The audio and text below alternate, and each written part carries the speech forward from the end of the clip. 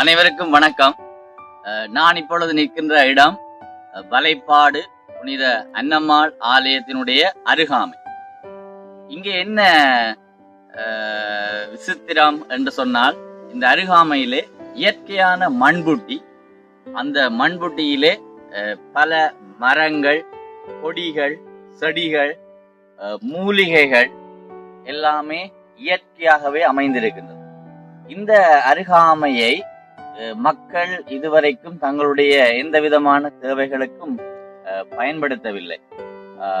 ஆனால் இந்த இடம் ஒரு அழகிய மண் மேட்டையும் மரங்களையும் கொடிகளையும் கொண்டிருக்கிறதுனால இந்த இடத்தை ஒரு அழகுள்ள இடமாக்கலாம் அல்லது சிறப்புள்ள இடமாக்கலாம் என்ற ஒரு எண்ணம் எனக்கு தோன்றியது.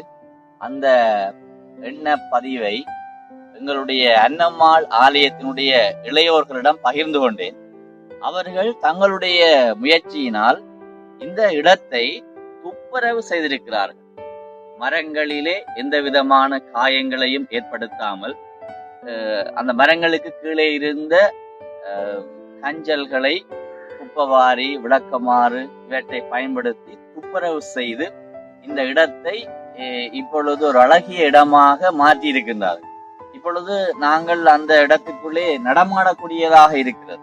அவ்வளவுக்கு அவர்கள் தங்களை அர்ப்பணித்து அதனை துப்புரவு செய்திருக்கிறார்கள். ஆகவே இந்த இயற்கை மண்பெட்டியை, இந்த இயற்கை நிறைந்த இந்த மரங்களை, கொடிகளை, செடிகளை, மூலிகைகளை பாதுகாக்கிறது எல்லாம் எங்களுடைய தார்மீக கடமை. ஆகவே இதை பாதுகாக்கின்ற எண்ணத்தோடும் இந்த இயற்கையை நாங்கள் ரசித்து இந்த இயற்கையோடு எங்களுடைய உறவு தொடர்பாடலை மேற்கொள்ளுகின்ற முகமாகவும் இந்த இடத்தை அவர்கள் அழகுபடுத்தி தந்திருக்கின்றார்கள். ஆகவே இந்த இடத்தை பார்க்கின்ற எல்லோரும் பயன்படுத்திக் கொள்ளுவோம்.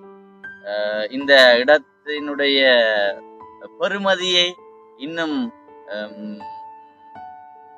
மெருகூட்டுவோம், அழகுபடுத்துவோம். உங்களுடைய சிறுவர்கள் அவர்களை அழைத்து வந்து இங்கே கட்டப்பட்டிருக்கின்ற ஊஞ்சல்கள், இங்கே அமைக்கப்பட்டிருக்கின்ற அவர்களுக்கான அந்த கயிறுகளிலே அல்லது தொங்கு பாலங்களிலே எல்லாம் ஏறி மகிழ்ந்திருக்கக்கூடிய ஒரு நிலையை அவர்கள் உருவாக்கி இருக்கிறார்கள். குடும்பமாக எல்லாம் வந்து நீங்கள் இங்கே தங்கி இருந்து இந்த இயற்கையை நீங்கள் அனுபவிக்க கூடியதாக இருக்கும். அதை